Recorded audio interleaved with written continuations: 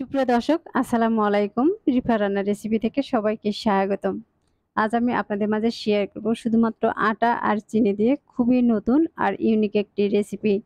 এই নাস্তাটি খাওয়ার পর কিন্তু আপনার প্রশংসা করতে সবাই বাধ্য হবে। এতটাই টেস্টি আর মজার। আশা করছি আমার আজকের রেসিপি আপনাদের কাছে খুবই ভালো লাগবে। আর রেসিপি ভালো লাগলে ভিডিওতে অবশ্যই একটি লাইক দিয়ে শেয়ার করার অনুরোধ রইল।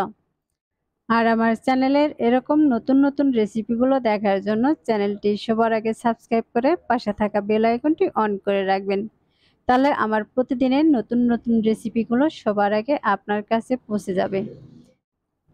তাহলে আর কথা না বাড়িয়ে চলুন মূল রেসিপিটি একবার দেখে আসি। আজকের এই রেসিপিটি বানানোর জন্য প্রথমে একটি মিক্সিং বোলে দিয়ে দিচ্ছি 2 কাপ পরিমাণে আটা। আমি এই নাস্তাটি 2 কাপ পরিমাণে আটা দিয়ে বানাবো। আপনারা চাইলে নাস্তাটি কম বা বেশি করেও বানিয়ে নিতে পারেন।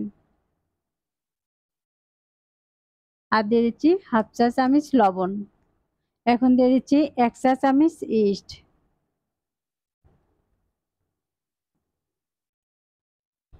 আর দিয়ে দিচ্ছি কিছুটা পরিমাণে কালো গোলমরিচের পাউডার। এই গোলমরিচের পাউডারটা দিলে কিন্তু ইস্টের যে একটা গন্ধ এটা কিন্তু আর থাকবে না। দিয়ে দিচ্ছি হাফ কাপ মতো চিনি। মিষ্টিটা আপনারা আপনাদের পছন্দ অনুযায়ী দিয়ে দিতে পারেন। এবার এই শুকনো উপকরণগুলোকে আমি একটি চামচ দিয়ে ভালোভাবে মিশিয়ে নিচ্ছি।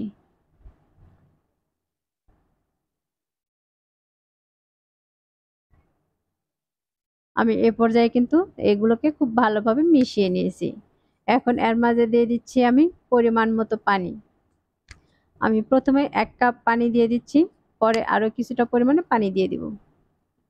আমি আরো 1 কাপ পানি নিয়েছি, 1 কাপ পানি কিন্তু পুরোটা দেইনি, এখান থেকে কিছুটা পরিমাণে দিয়ে দিয়েছি। এবার এটাকে আমি ভালোভাবে মাখিয়ে নিচ্ছি। আমি এই ব্যাটারটা কিন্তু খুব পাতলা বানাবো না, একটি আঠালো করে ব্যাটারটা তৈরি করে নিব।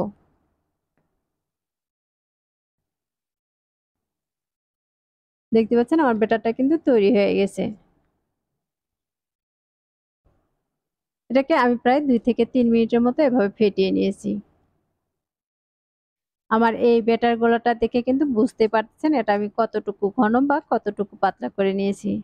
এখন এগুলো ভাজার জন্য চুলায় একটি কড়াই বসিয়ে তার মাঝে তেল দিয়ে তেলটাকে গরম করে নিয়েছি। আর এর মাঝে কিছুটা পরিমাণ করে দিয়ে দিচ্ছি।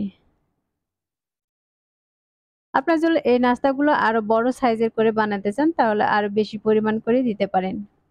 আর এগুলো দেওয়ার সময় কিন্তু একটু ফাঁকা করেই দিতে হবে। যদি এগুলো একটার সাথে আরেকটা লেগে যায় তাহলে কিন্তু এগুলো আর সুন্দর দেখা যাবে না। তাই অবশ্যই চেষ্টা করবেন এগুলো কিন্তু একটু ফাঁকা করে দেওয়ার। আমি এগুলো কিন্তু অনেকটাই ফাঁকা করে দিচ্ছি, তারপরে কিন্তু ভেসে আবার এগুলো এক জায়গায় হয়ে যাচ্ছে। যখন এরকম ভেসে এক জায়গায় হবে তখন কিন্তু আর একটার সাথে আরেকটা লেগে যাবে না। আমার এই কড়াইটা কিন্তু অনেকটাই বড়, যে কারণে এখানে আমি কিন্তু অনেকগুলো পিঠা একবারে দিয়ে ভেজে নিতে পারতেছি।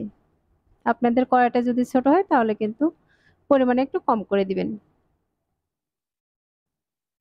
আমি এখানে অনেকগুলো দিয়ে দিয়েছি আর এগুলো দেওয়ার পর দেখতে পাচ্ছেন এর নিচ থেকে কিন্তু কালার চলে এসেছে। যখন এরকম কালার চলে আসবে তখন এগুলোকে আমি এক এক করে উল্টিয়ে নিব। আর এই পিঠাগুলোকে প্রায় আমি 2 থেকে 3 মিনিটের মতো ভেজে নিব। এই পিঠাগুলো ভাজার জন্য কিন্তু খুব একটা বেশি সময় লাগবে না। 2 থেকে 3 মিনিট মিডিয়াম আঁচে ভেজে নিলে কিন্তু খুব সুন্দরভাবে ভাজা হয়ে যাবে। আর এগুলো কিন্তু অনেকটা নরম তুলতুলে হবে। আমি এগুলো কিন্তু একটু লাল গোল্ডেন কালার করে ভেজে নিয়েছি। আর এগুলো ভাজার পর দেখতেই পাচ্ছেন কতটা সুন্দর কালার চলে এসেছে। এখন আমি একটি ছাঁকনি দিয়ে এগুলোকে তেল ঝরিয়ে উঠিয়ে নিচ্ছি।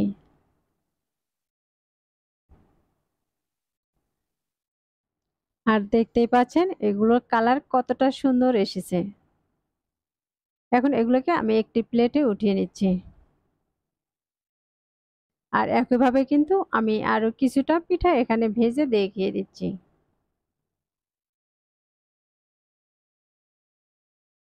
তাহলে দর্শক, আমার আজকের রেসিপিগুলো যদি আপনাদের কাছে ভালো লেগে থাকে তাহলে অবশ্যই ভিডিওতে একটি লাইক দিয়ে বেশি শেয়ার করে দিবেন, যেন অন্যরা দেখার সুযোগ পেয়ে যায়।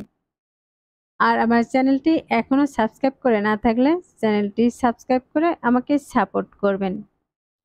আর রেসিপিটি কেমন হয়েছে তা অবশ্যই কমেন্টে লিখে জানাবেন। আপনাদের সুন্দর সুন্দর কমেন্টগুলো আমাকে ভিডিও বানাতে কিন্তু উৎসাহ করে। আর এই পর্যায়ে দেখতে পাচ্ছেন আমি কথা বলতে বলতে কিন্তু সবগুলো পিঠা এখানে দিয়ে দিয়েছি। আর এগুলো কিন্তু একপাশে কালারও চলে এসেছে। আমি এখন এগুলোকে উল্টিয়ে নিচ্ছি। আমি একইভাবে এই পিঠাগুলোকেও ২ থেকে ৩ মিনিটের মতো ভেজে নিব। আর ভাজার পরে দেখবেন খুব সুন্দর একটি কালার চলে আসবে।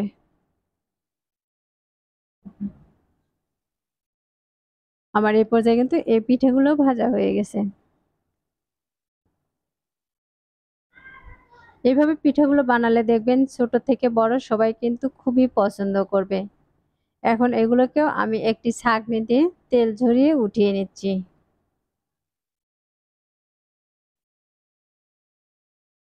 এই পিঠাগুলো ওঠানোর পর থেকে কিন্তু বুঝতেই পারতেছেন মাশাআল্লাহ এই পিঠাগুলো কিন্তু অনেক লোভনীয় হয়েছে। পিঠাগুলো দেখতে যেমন লোভনীয় হয়েছে আর খেতেও কিন্তু খুবই টেস্টি ছিল। আশা করছি আমার আজকের রেসিপি আপনাদের কাছে খুবই ভালো লেগেছে। আর রেসিপি ভালো লাগলে ভিডিওতে অবশ্যই একটি লাইক দিয়ে শেয়ার করে দিবেন। আমার চ্যানেলটি এখনো সাবস্ক্রাইব করে না থাকলে চ্যানেলটি সাবস্ক্রাইব করে আমাকে সাপোর্ট করবেন। তাহলে আর কথা না বাড়িয়ে আজকের মতো এখানেই বিদায় নিচ্ছি। সবাই ভালো থাকবেন, সুস্থ থাকবেন। আল্লাহ হাফেজ।